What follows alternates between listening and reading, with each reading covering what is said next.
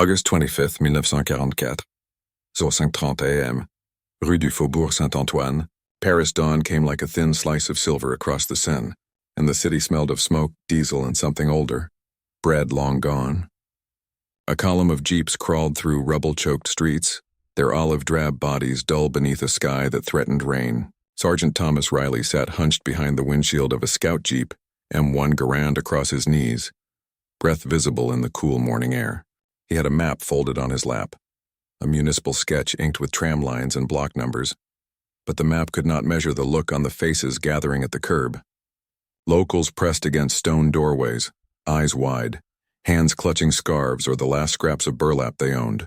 A boy of perhaps 12 held a metal bowl, empty and trembling. "Keep it tight," Riley murmured to Private James O'Neill riding shotgun, his voice hushed, as if not to startle the city awake. O'Neill's hands were still shaking from yesterday's skirmish south of the Gare de Lyon. Behind them, Captain Robert Hayes kept the column's pace steady, his radio clipped to his belt, the crackle of static full of half-sentences and orders. They were a scouting party from a provisional infantry group, not the spearhead everyone seemed to expect. Only a handful of men sent to find supplies and assess the situation before larger units flooded in. They turned the corner at the bakery on Rue de Charonne and stopped. The bakery's windows were dark. The glass was smeared with soot. An old chalkboard leaned against the doorframe with a single, desperate word scrawled in French, pain. But the shelves were bare, only flour dust on the counter and a single stale roll wrapped in newspaper behind the glass. An elderly woman, fingers cracked and white with flour residue, approached the jeep and whispered, "S'il vous plaît." The plea followed them like an echo. Beyond the bakery, a low brick warehouse squatted between apartment blocks, its iron doors chained but not yet forced. Captain Hayes motioned Riley forward. The lieutenant in charge of the local French resistance liaison, Lieutenant Marcel Dubois, still wearing a civilian suit and a red armband, met them with a list of locations. The Hôtel de Ville, several private cellars in the 7th arrondissement, and a warehouse near the old Les Halles market that, he swore, had been requisitioned by German quartermasters. They kept food there, Dubois said, his voice hoarse. For themselves, the officers. They took our bread and kept their champagne. His hands trembled as he spoke the word champagne, as if saying it aloud mocked the hunger outside. They forced the warehouse door with a crowbar and the smell hit them first. Not the tang of gun oil or the metallic scent of blood, but the thick, sweet perfume of preserved fruit, sugar, and stacked tins. Riley's boots echoed on the concrete as they entered, flashlights cutting through dust motes. Rows upon rows of crates waited in the half-light, crates stamped with Nazi insignia, wooden boxes branded with the names of Parisian patisseries, and metal drums labeled with preserves, condensed milk, and cans of foie gras. At the far end, gleaming under a tarp, lay stacks of bottles, green glass necks corked and wired, champagne labels intact, their foil sleeves undented. Private O'Neill stumbled against a pallet and a tin clattered open, spewing a smell so rich it made him stagger. Coffee, dark and roasted, more potent than any ration they had tasted in months. Men knelt and ran calloused hands over labels. Caviar tins from Eastern Europe, crates of smoked salmon, sugar sacks, olive oil, tins of condensed milk stamped with German markings. Someone laughed then, a bitter sound that broke into silence when they remembered the faces by the bakery. The laughter was not triumph. It was a raw, incredulous thing that sounded like grief played wrong. Word moved quicker than orders. By mid-morning, the alley outside the warehouse swelled with people. Resistance fighters in patch jackets, American MPs with helmets askew, and Parisians bearing empty pots in the soft, sheepish dignity of those who have begged before. Captain Hayes tried to maintain control, inventories to be logged, dutiful protocol for requisitioning. But the human ledger outside the door could not wait for paper. Lieutenant Dubois stood with his jaw set, watching men and women file past the crates and taking only what they needed, folding their hands when they received a small wrapped loaf or a tin. A woman pressed a jar of marmalade into an old man's hands and mouthed a blessing. A child was given a wedge of cheese and burst into a grin that seemed to thaw years of winter. Riley felt anger rise, cold and sharp. He thought of ration cards he had torn in training, of family kitchens reduced to embers by German requisitions, of long nights eating powdered soup under canvas. These crates had been hoarded, stored in cellars and private depots, a pantry for officers and collaborators while the city's bread lines had grown into parades of the condemned. The sight of it, spread like a feast in a city of ghosts, was a moral outrage that needed no uniform. Yet amid the rage was an ache of something else. Recognition. The men in the warehouse had not been anonymous. They had been meticulous. Each tin bore a name, each bottle a label, every crate stacked and counted. These were not supplies lost to disorder. These were choices made by people who had decided who would eat and who would not. That realization shifted the fight out of the purely military. It sharpened like a personal affront. As the first deliveries of bread and canned food were handed out, a small group of officers from a nearby SS supply unit were rounded up by the resistance and held in the square. Their faces were pale, guilty even, but the men of the American column remembered the warnings on their collars. Evidence must be preserved. Suspects processed. Captain Hayes barked orders to secure the warehouse, to log the contents, to send word to quartermaster headquarters. The bureaucratic rhythm felt absurd in the face of empty stomachs and clogged streets. But Hayes knew the system would be the instrument of restitution if they followed it. When Riley handed a steaming tin of coffee to the woman from the bakery, her fingers trembled and her eyes flooded. He could see in that instant the scale of what had been taken from Paris, and not just food but dignity. He wrapped the tin in an old map and handed it to her with a nod. Neither speech nor sermon, only action. Around them, the city was waking into a new day. Broken windows caught the rising sun. Church bells clanged uncertainly, and the scent of fresh bread, real bread, more drifted faint and miraculous through the alleys. The liberation they had fought for was not only military, it was a reclaiming of the ordinary. By noon, the city had begun to hum, a strange mixture of jubilation and disbelief echoing through narrow Parisian streets. American armored columns rumbled toward the Champs-Élysées, while in the quieter arrondissements, smaller detachments like Sergeant Riley's continued to uncover the spoils of 4 long years of occupation. The initial warehouse near Les Halles had been shocking enough, but what they discovered next along Rue de Rivoli defied reason. The second warehouse was hidden behind an ornate facade, a confiscated department store turned supply depot for the German High Command. Its double doors bore the faded gold lettering of Galerie Lafayette, now half covered by a swastika banner flapping in the wind. Inside, the air was thick with dust and perfume. When the soldiers pried open the first storeroom, light poured over rows of stacked crates labeled Lebensmittel für Offiziere, provisions for officers. Each crate was immaculate, sealed with wax, catalogued in ledger books that lay open on a nearby desk. Corporal Sanders ran a finger along one of the manifests and read aloud, voice incredulous. 2,000 pounds of chocolate, hundreds of bottles of cognac, caviar from the Baltic. Jesus, they were living like kings while people were boiling weeds. He kicked at a crate, and the echo rolled across the room like a hollow drumbeat. Private O'Neill lifted a lid and whistled. Inside were tins of sardines wrapped in paper embossed with a gold eagle, the contents still preserved perfectly. "I've seen ration depots in Normandy that looked like tombs," he muttered. This is a damn palace pantry." Behind them, Lieutenant Dubois stepped quietly into the room. His eyes, though bloodshot from days of no sleep, darted over the labels and tally marks with the precision of a man cataloging the history of theft. "You see this?" he said softly, tapping the ink-stained ledger. They counted every gram. They knew exactly what they were taking. Not chaos, policy. In the adjoining rooms, the men found furniture stacked high against the walls. Louis XV chairs wrapped in tarps, paintings removed from their frames, crystal glassware stored beside sacks of sugar and barrels of wine. Everything bore the stamp of organized looting.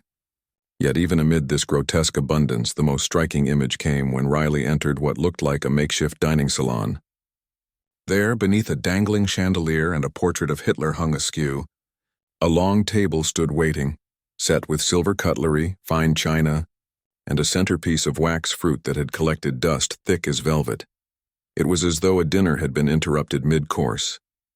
Half-burned candles leaned into puddles of hardened wax. Napkins were folded with military precision.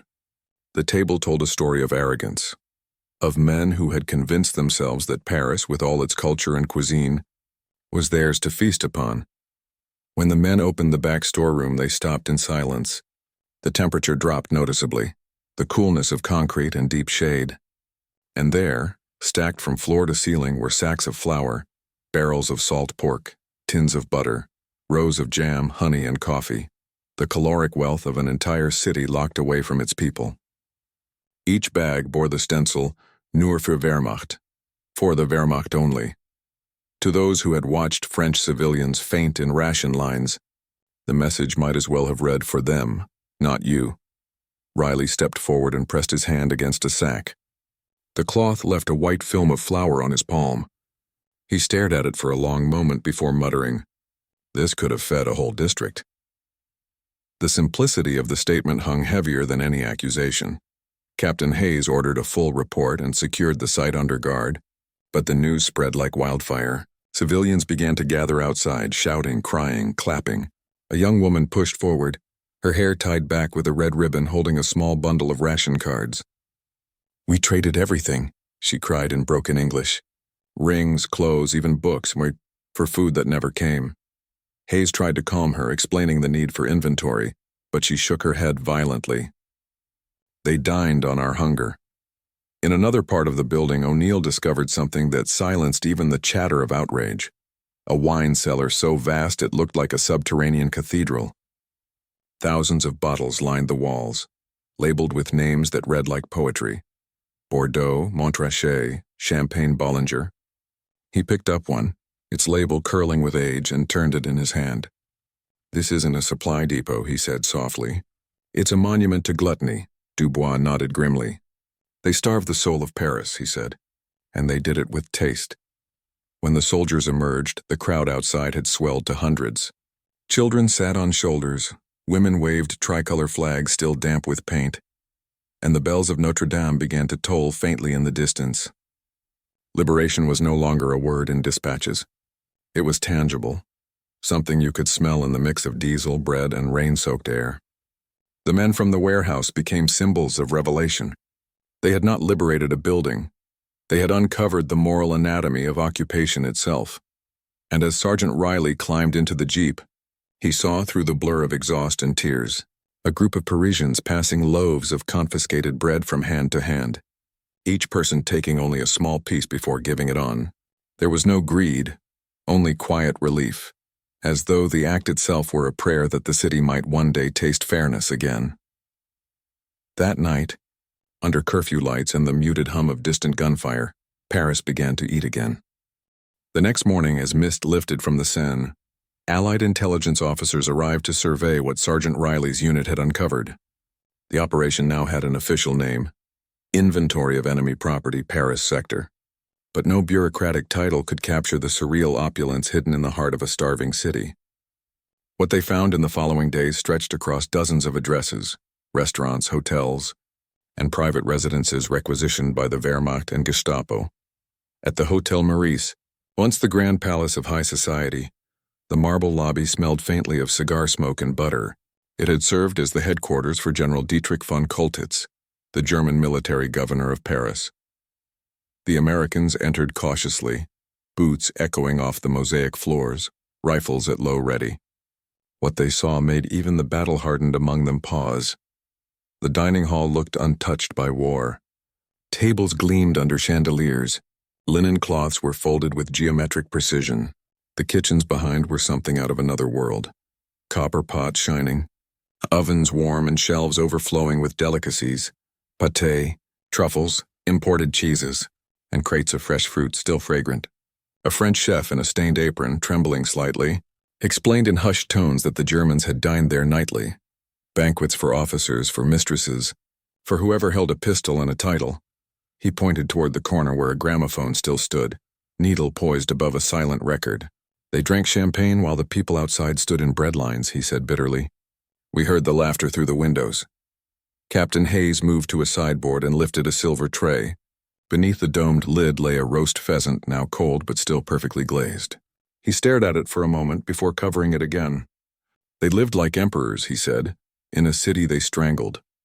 American military photographers documented everything, each crate, each ledger, each grotesque display of excess. The photographs would later appear in Allied reports under the heading Loot and Luxury in occupied Paris. But in that moment, the soldiers weren't thinking about archives. They were thinking about the faces they had seen on the streets. Hollow-cheeked, eyes ringed with fatigue, children clutching crusts of bread as though they were gold. In the cellar of the Maurice, the men found more evidence of decadence. Shelves bowed under the weight of champagne bottles, Moet, Pommery, Dom Pérignon.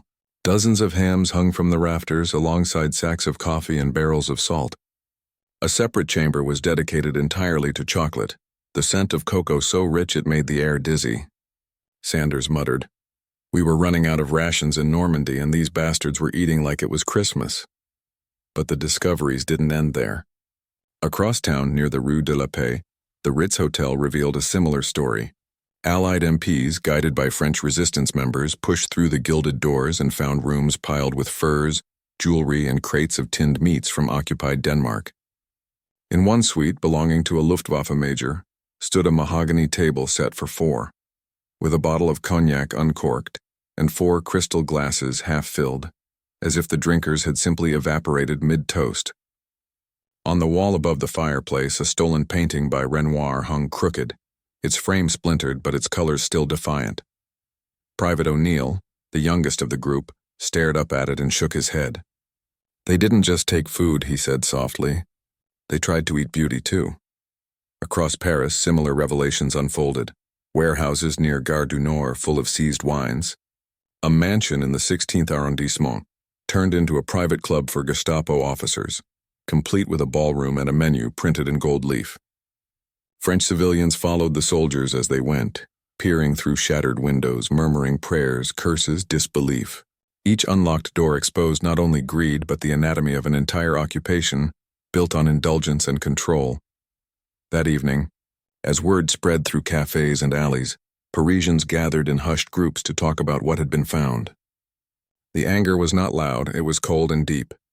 For years they had survived on ration cards and black market scraps, while their occupiers gorged themselves on the spoils of the city.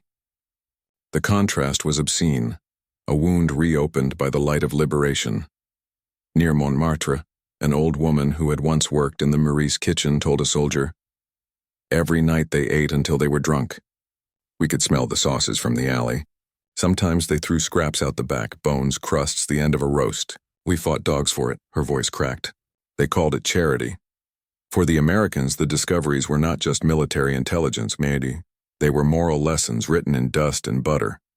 Liberation had revealed the enemy not only as conquerors of nations, but as thieves of dignity, as men who had turned hunger into hierarchy. And as the night fell over Paris, a strange calm returned to the boulevards. The lights came back on in windows that had been dark for years. Somewhere in the city, a cafe reopened, serving thin soup and black bread. The first honest meal many had tasted in months. It wasn't abundance, but it was freedom. 3 days after the first discoveries at the Maurice and the Ritz, Allied supply officers, assisted by members of the French resistance, began tracking rumors of larger storage sites, warehouses where the German high command had supposedly hidden food, wine, and luxury goods intended for Berlin and senior officers. The whispers led them to the industrial quarter near the Seine. Behind rusted gates and warehouses marked Kriegsbedarf, German military supply. Captain Hayes arrived first with a small convoy of jeeps and a pair of French police trucks.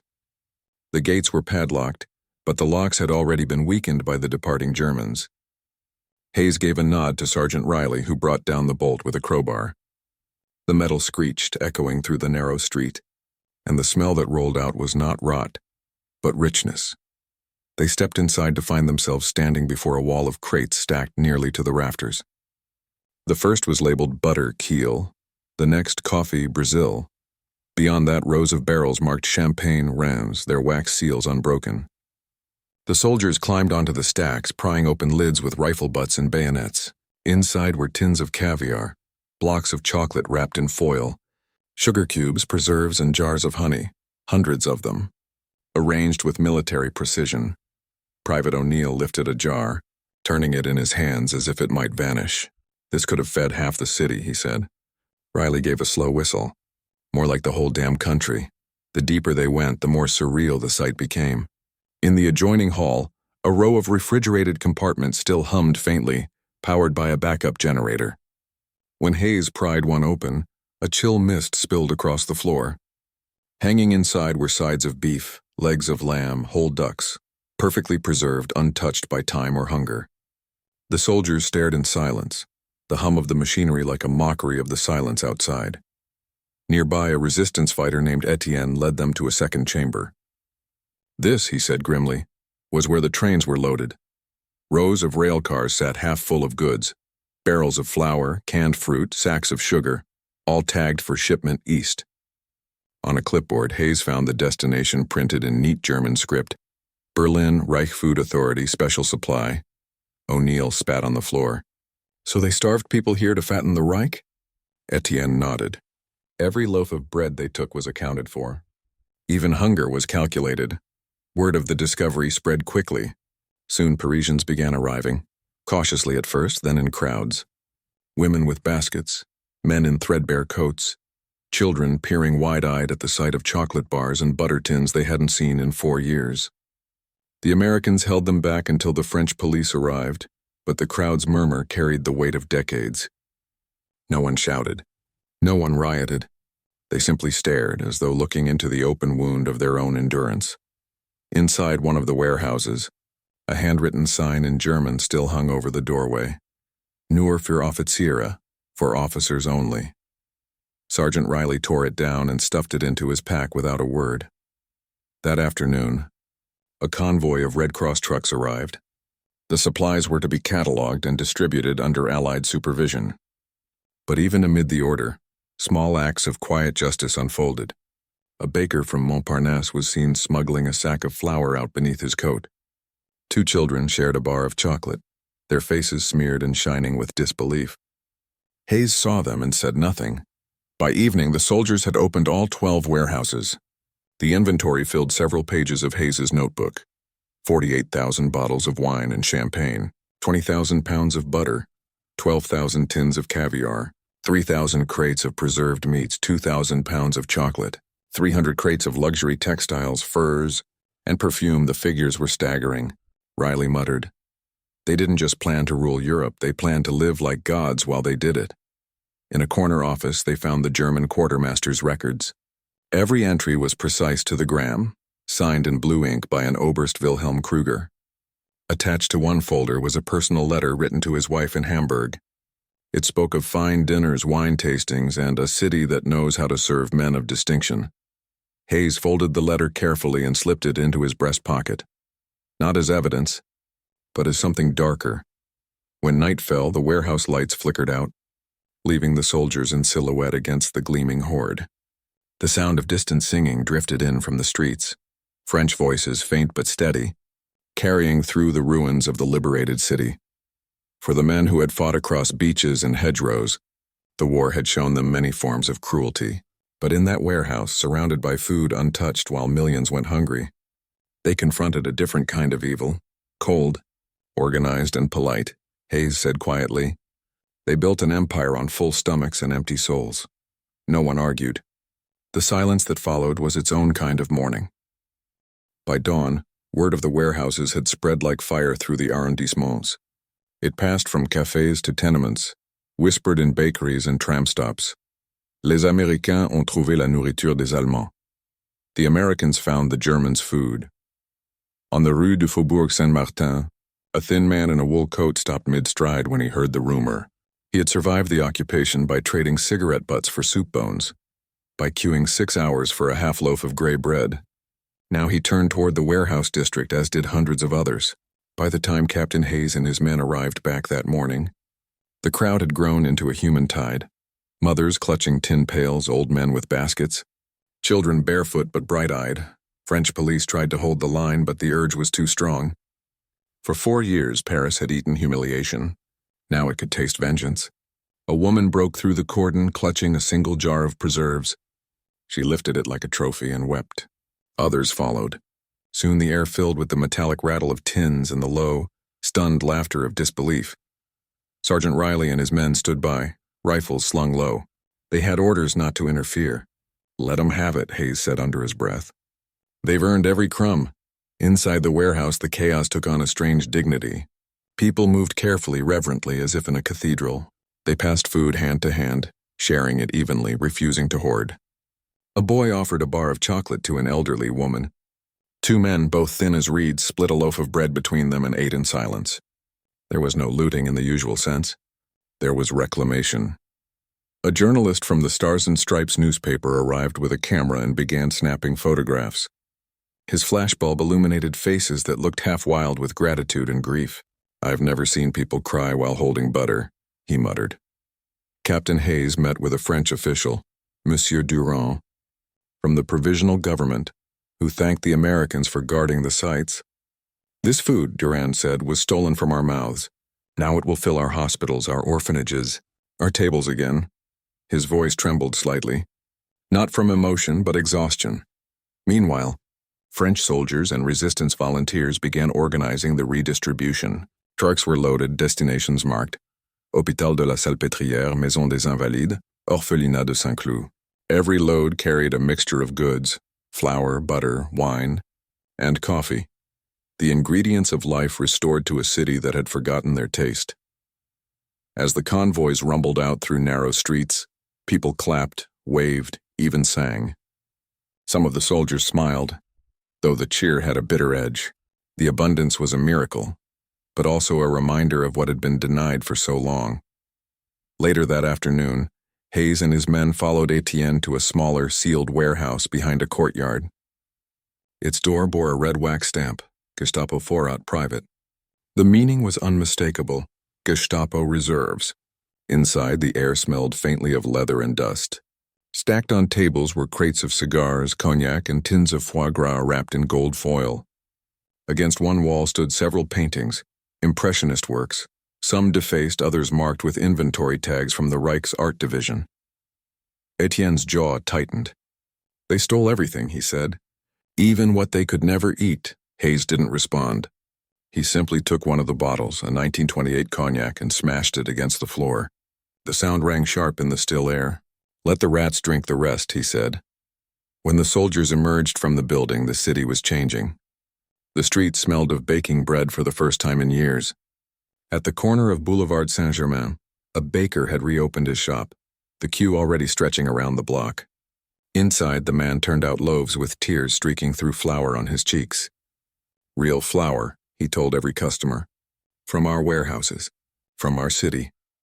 That evening, a crowd gathered in front of the Hôtel de Ville. The bells of Notre Dame rang clear and defiant, cutting through the sunset air. In makeshift kitchens along the Seine, soup was ladled into tin bowls shared between soldiers and civilians alike. The laughter was rough but real. Private O'Neill sat on a crate eating from a tin of peaches taken from the warehouse. "Sweetest thing I've ever tasted," he said, juice running down his chin. Then, almost guiltily, he handed the rest to a small boy watching him from the curb. "Go on," he said. "You folks deserve it more than we do." The boy nodded solemnly, took the tin, and grinned as he ran off. Riley watched him go, then looked out across the river where the Eiffel Tower's silhouette stood against the dusk. "We fought for this," he said quietly. "Not for the food, for this feeling." Hayes said nothing, but as the sound of church bells and laughter drifted through the darkening city, he allowed himself one rare thought, that maybe, just maybe, decency could survive even in a world that had done everything to starve it. By the first week of September 1944, the great feast of discovery was over. The warehouses had been emptied, the inventories logged, and the city fed. The smell of fresh bread once again drifted through Montparnasse and the Marais, mingling with the faint smoke of liberation fires and the rumble of Allied vehicles on cobblestone streets. Paris was alive again, but the memory of what had been hidden beneath it would linger like a bitter taste. Captain Hayes walked alone through the courtyard of the former Gestapo supply depot. The sun angled low across the Seine, glinting on shards of broken glass and spilled wine that still stained the cobbles. In the quiet, he could almost hear the echoes of boots, German, American, French, each leaving a different kind of mark on the same stones. The city's air felt lighter now, but also strangely hollow, as if too much had been seen, too much revealed. He found Sergeant Riley sitting on a crate, rolling a cigarette with a trembling hand. Nearby, Private O'Neill had drawn a crude sketch of the Eiffel Tower in the dust. They had been through hell and back, Normandy's beaches, the hedgerows of Brittany, but here in the aftermath of Paris, their eyes held a weariness that came not from battle, but from comprehension. "Hell of a war, Captain," Riley muttered. "You fight your way through blood and mud, and in the end you find butter and champagne waiting for the enemy." Hayes didn't answer immediately. He watched a line of Parisians crossing the Pont Neuf, baskets balanced on their hips, bread, fruit, laughter carried like contraband through the late afternoon light. "Maybe that's why we fight," he said finally, "so they can walk like that again." In another part of the city, Etienne, the resistance fighter, was leading a team through the cellars of an abandoned German club near the Champs-Élysées. They catalogued what remained: silk tablecloths embroidered with Reich eagles, crystal decanters, and menus printed in Gothic script, Entenbraten mit Trüffeln, roast duck with truffles.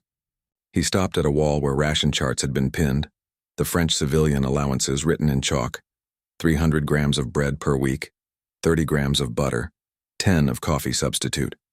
Next to it he found the German officers' rations typed neatly in triplicate, 10 times as much of everything. He laughed once bitterly. We lived in their shadow and they dined in our name. That evening, as Allied convoys prepared to move east toward the front, the city held a strange quiet. The war was far from over. The fighting still thundered in the distance, but here, for the first time in years, people were eating not just to survive, but to live. In cafes reopened under flickering lights, American soldiers sat beside Parisians, trading cigarettes for stories. Someone played an accordion, the melody carried out into the night like smoke.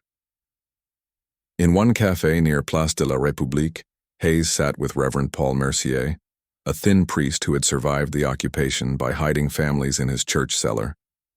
The priest stirred his coffee slowly, his hands thin and scarred. "They thought they could control even hunger," he said quietly. "That they could make obedience taste like bread." Hayes looked around, at the full tables, the laughter, the candlelight, and said, "Guess they were wrong." Mercier nodded, smiling faintly. "Yes, you cannot starve the soul forever." The liberation of Paris would be remembered for its parades and its flags, but for those who walked its streets in the days after, the real victory lay in smaller acts, in the clatter of dishes returning to kitchens, in children licking jam from their fingers, in the way people looked at food not as privilege but as right restored. When the soldiers finally rolled out of the city, they left behind more than empty warehouses. They left behind a reckoning, a lesson that the enemy's power had not just been in their guns but in their gluttony, their belief that dominance meant deserving more. The Americans, having witnessed both famine and feast, carried that knowledge forward like a warning. As the last trucks crossed the outskirts of Paris, the city shimmered in the orange haze of evening. The bakeries were open, the markets alive, and on a breeze thick with the smell of yeast and diesel, the sound of church bells drifted once again. Riley leaned out from the back of the truck and looked back at the skyline, the tower, the river, the rooftops. "You think they'll remember this part, Captain?" he asked. Hayes smiled faintly, his eyes on the receding city. "Maybe not," he said. "But they'll taste it. Every time they break bread, they'll remember what it means to be free." The convoy turned east, engines humming. Behind them, Paris exhaled, a city fed, forgiven, and alive once more.